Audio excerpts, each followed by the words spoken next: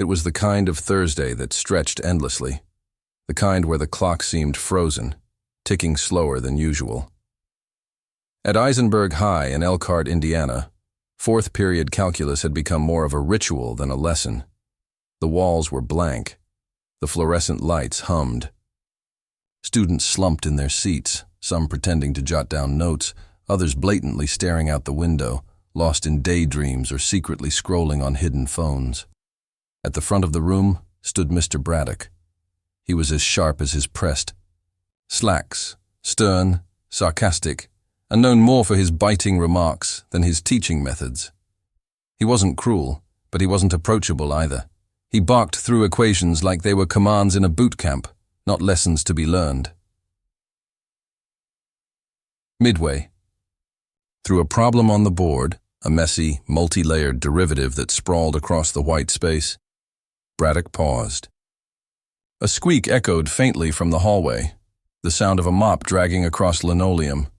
It was familiar, almost background noise at this point. Then, with a smirk tugging at his lips, Braddock turned from the board. "Well, would you look who's outside," he said, voice rising just enough for the class to catch on. He pointed toward the door. "Mr. Dorsey, think you could handle this one?" A ripple of uneasy laughter drifted through the room. The students weren't sure if they were supposed to laugh, or if this was just another one of Braddock's jabs that felt more mean than funny. Lamar Dorsey stood just outside the classroom, mop in hand, as he had countless times before. His uniform was neat but faded, the green fabric worn soft over the years. The stitched name tag on his chest read, L. Dorsey, and he wore it like a badge, though he never made a show of it. He didn't respond with a joke or an awkward smile. He didn't even blink. After a long moment, he gently leaned his mop against the wall and stepped into the classroom. The students straightened in their chairs, curiosity outweighing distraction. "You mind?"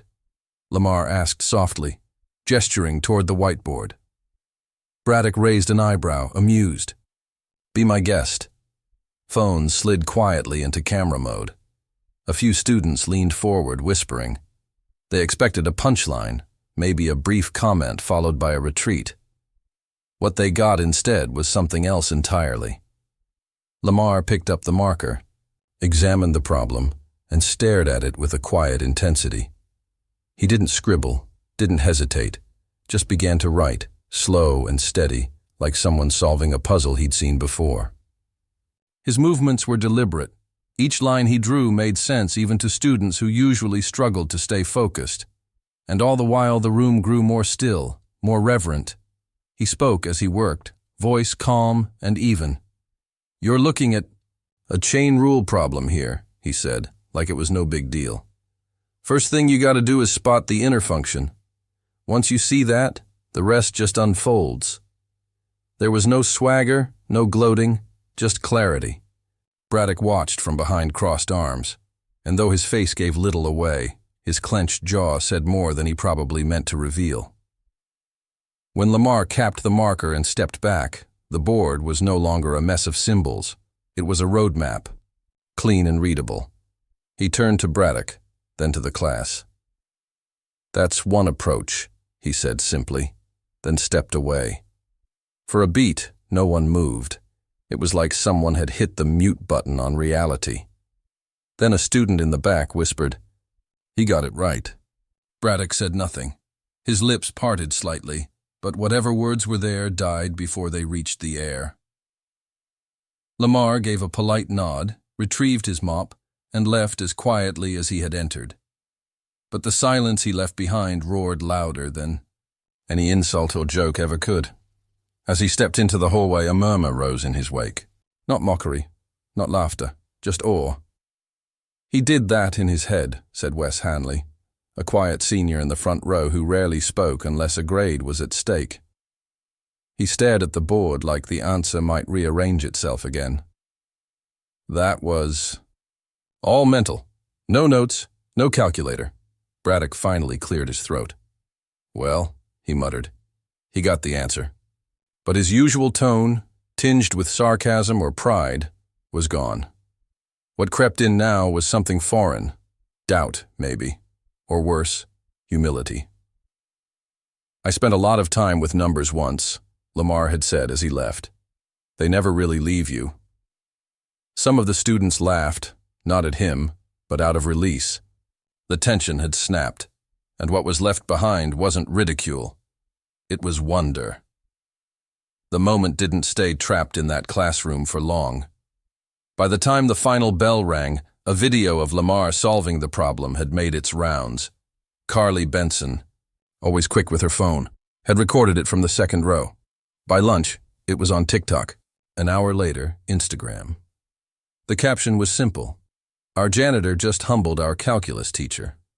It wasn't a fancy edit, just shaky footage of Lamar's steady hand writing on the board. But it hit hard. In the teacher's lounge, whispers spread. "Oh, did it in his head?"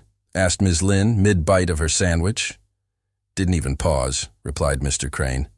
"Like he'd done it 100 times. Braddock sat in the corner, pretending to grade papers. He didn't say a word. Principal Everett eventually chimed in. "He's been here for 6 years. No one mentioned he had a background." Nobody had asked. Lamar had always been the man with the keys, the quiet one, the one who fixed the heating when it broke, who changed light bulbs without being asked. He was dependable, invisible. But now he was something else. Later that afternoon, Principal Everett called Lamar into the office. Lamar came in wearing the same work gloves, his uniform still damp from cleaning under the cafeteria sinks. Everett leaned forward across the desk. "Can I ask you something?" he said. "Do you have a background in education? Or maybe engineering?" Lamar didn't answer immediately. He looked down at his hands, dusted with chalk. "Purdue," he said at last. "Mechanical engineering. Full ride." Everett blinked. "You're serious?" Lamar gave a slow nod. "Had plans. Life got in the way.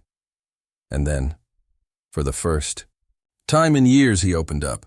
He spoke of his childhood in Gary, how he took apart radios just to see how they worked, how his mother, Estelle, juggled 2 jobs and still made time to read him stories every night, how she believed that education was a ticket out, and how he'd earned that ticket.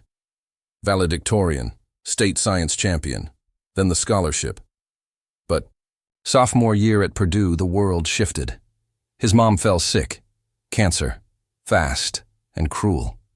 By the time he reached her bedside, she could barely whisper. "Don't come home," she'd said. "I'll be okay." He hadn't listened. He left school to care for her, picked up jobs to cover hospital bills, took 1 semester off, then another, and when she passed, the money was gone. So was the dream. "I always meant to go back," Lamar said. "But life keeps moving, sometimes faster than you can catch." Up, Everett listened in silence. It wasn't a tragic story. It was a real one, a quiet sacrifice made without fanfare, the kind people carry alone. At home, Lamar still had the old Purdue sweatshirt, still had his student ID, a photo of him and his mother on orientation day, tucked in a shoebox beneath his bed, never tossed, never forgotten. Now it was all being dusted off. That evening, he sat on the stoop behind his apartment building, sipping tea from a thermos, watching the light fade behind the trees. He hadn't thought about derivatives in years, but they'd come back, as easily as breathing. At school the next day, something was different. Students said hello in the hallway. Teachers gave him longer glances. A group of freshmen waited near. The janitor's closet, not to complain about a mess, but to ask for help. "Mr. Dorsey," one kid said shyly, holding a math workbook. "Could you show me how you did that?" Lamar blinked. "I haven't tutored in a long time." "You should," the boy replied. That was cool. Lamar chuckled, genuinely. Not out of pride, but something deeper. Surprise, maybe. Hope. Mr. Braddock, on the other hand, had changed too. He no longer made sarcastic comments or cold jokes. He kept his eyes on the board. Taught more quietly, more carefully. After class, Wes approached him. That thing Lamar did yesterday, it was chain rule, right? Same method you taught us? Braddock nodded. Yes. But he explained it better. No argument came. Just silence. Not everyone was thrilled. Some felt exposed. Braddock especially. But Lamar hadn't tried to prove anything. He never asked to be noticed. And yet now, he couldn't go unseen. He didn't lash out, but his tone got shorter, his patience thinner. Every time someone brought up Lamar in the lounge, he shifted the topic like it burned his tongue. He'd never been one to play second fiddle, especially not to someone who, until recently, had been practically invisible. But life wasn't done humbling him yet, and its next move sent him straight back to math class. The video had done more than make waves at Eisenberg High. It broke the walls wide open. First, it landed on a local student-run account with the caption, "When your janitor explains calculus better than your teacher." From there, it spread. A regional education blog picked it up. By Sunday, it was featured on a nationwide teaching forum. People weren't laughing. They were floored. Comments poured in like, "This guy broke it down better than my college professor." And give him a classroom, not a mop. It wasn't mockery. It was respect. But Lamar Dorsey had no idea. He didn't use Twitter or Instagram. His phone flipped open and barely texted. That Monday, like every Monday, he clocked in early, walked the halls with his keys jangling, and got to work fixing a jammed paper towel dispenser in the girls' restroom. Still, something felt off. Teachers hushed their conversations as he walked by, glancing in his direction like they'd missed something before and now weren't sure how to look at it. Students nodded, not out of politeness, but with something deeper. A few even smiled like they were recognizing someone they'd walked past for years. "Hey, Mr. Dorsey!" a girl called out as he passed the library. "You're kind of famous now," he laughed under his breath. "Don't believe everything you read." But when he turned the corner, there stood Wes Hanley, flanked by two other students. One of them held a calculus book open to a problem, marked in pink highlighter. "Would you mind going over this with us?" Wes asked. Lamar blinked. "You got a free period?" "We made time," Wes said. So, in the middle of the hallway, between posters for prom and the science fair, Lamar Dorsey sat cross-legged on the floor with 3 teenagers and walked them through a multivariable equation. Not preaching, not performing, just connecting. One student filmed it quietly, tucked behind a locker door. Nobody told Lamar. They knew he wouldn't want the attention. Meanwhile, in the front office, Principal Everett was on the phone with someone from the school. "Board, yes, Lamar Dorsey. Been here 6 years?" "No, he's not on faculty. He's our custodian," Everett said. A pause. "I wouldn't call it unorthodox. I'd call it overlooked." Across the campus, in the teacher's lounge, Mr. Braddock stared at an email sent by a parent. Just a link and 6 words. "Thought you'd want to see this." He didn't click it. That afternoon, Principal Everett called Lamar into his office. "Got a request from the board," he said. "They're wondering if you'd be open to running a small after-school tutoring group. Just a pilot. Voluntary." Lamar didn't answer immediately. "You'd be paid, of course," Everett added. "It wouldn't change your role, just let you share what you clearly still have." Lamar looked down at his hands. Clean, rough, capable. "I haven't taught in a long time," he said. "You haven't stopped knowing," Everett replied. That night, Lamar pulled out an old cardboard box from under his bed. Inside, a worn sweatshirt from Purdue, yellowed transcripts, an ID photo from orientation day, pieces of a path he hadn't walked in years. He laid it all out on the table. The papers had curled at the corners, but the words hadn't faded. Knowledge doesn't do that. It waits. He didn't care about the views, didn't care about going viral. But knowing he still had something to give, that reached him. Soon more students began stopping him in the halls, not out of curiosity, but with questions, real questions, homework, class confusion. By the end of the second week, a group had unofficially formed, the Dorsey sessions. They met in the library after school. Lamar explained concepts in a way that stuck, not because he simplified them, but because he made them feel possible. Some teachers watched from the door. Miss Lynn from physics was the first to speak up.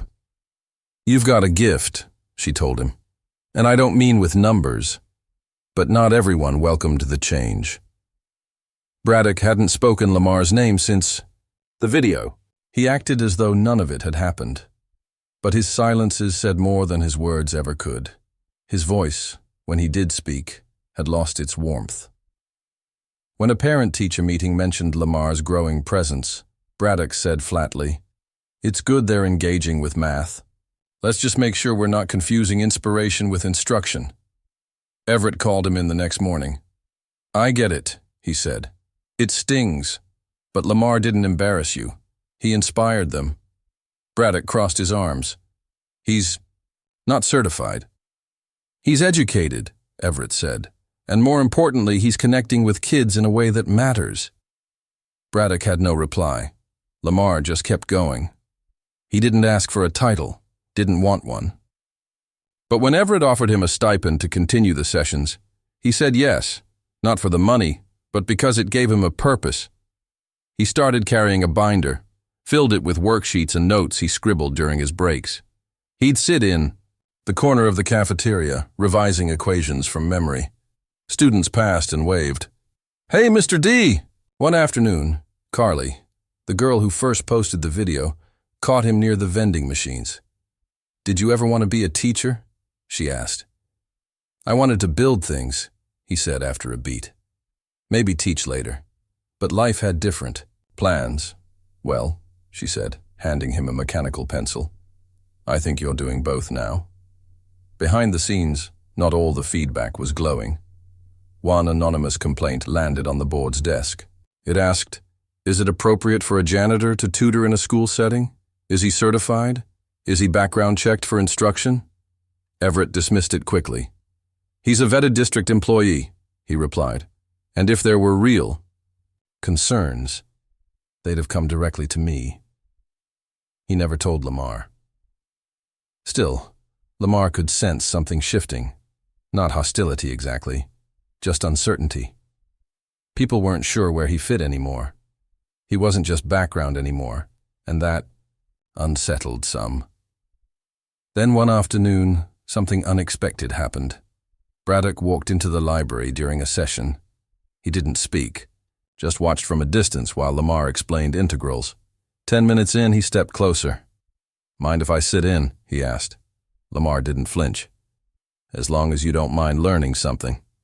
The students laughed. Braddock cracked a smile.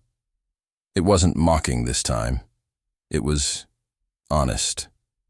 He came back. Quietly. Sometimes he brought problems to contribute. Once or twice he even encouraged the students. Lamar never changed his rhythm.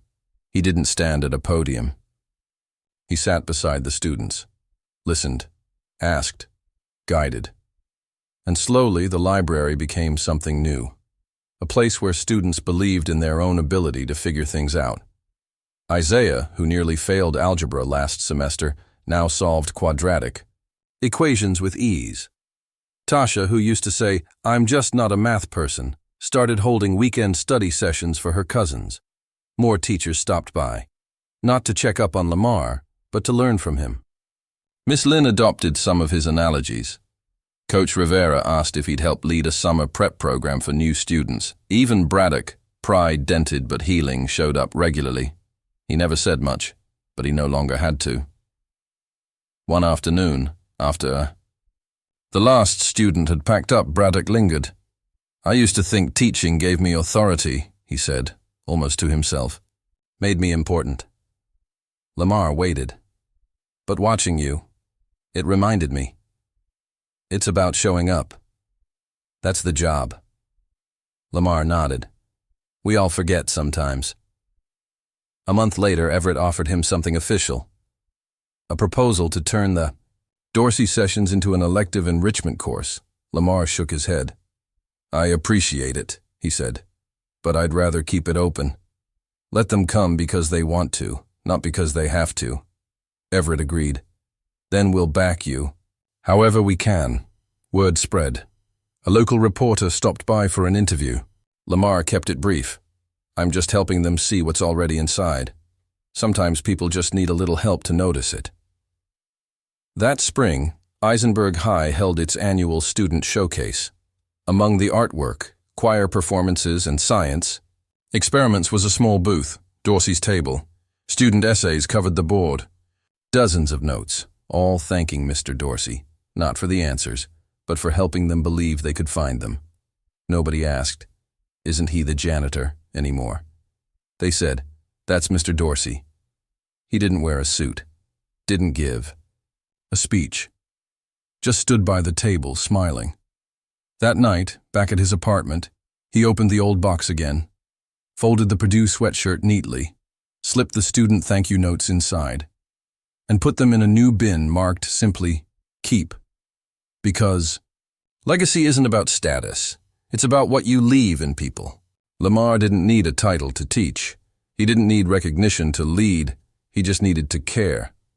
And that's exactly what he planned to keep doing. Thanks for being part of Lamar's story. If it made you feel something, if it reminded you of someone you once overlooked, or someone who believed in you, pass it on. Because sometimes the brightest minds are just waiting for someone to notice.